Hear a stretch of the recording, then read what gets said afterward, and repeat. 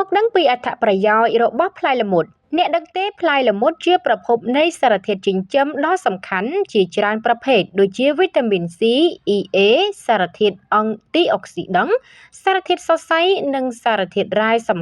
ខាន់ដូចជាកាល់ស្យូម ម៉ាញ៉េស្យូម ដែក ប៉ូតាស្យូមជាដើម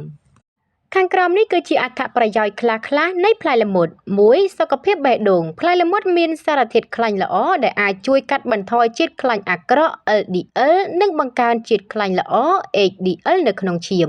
2. សារធាតុអាហារដែលមានប្រយោជន៍ផ្លែល្មុតមានវីតាមីននិងរ៉ែដូចជាវីតាមីន C, E និងសារធាតុរ៉ែដូចជាប៉ូតាស្យូម ម៉ាញ៉េស្យូមនិងជាតិដែក 3. ជួយសម្រួលការរំលាយអាហារទឹកផ្លែល្មុតមានសារធាតុអាហារដែលអាចជួយសម្រួលការរំលាយអាហារនិងជួយបំបាត់ការកកស្ទះក្នុងពោះ 4. ការពារថែរក្សាស្បែកប្រេងផ្លែល្មុតអាចប្រើប្រាស់ក្នុងការថែរក្សាស្បែកដើម្បីជួយបំបាត់ស្បែកស្ងួតនិងជួយឲ្យស្បែកមានសុខភាពល្អ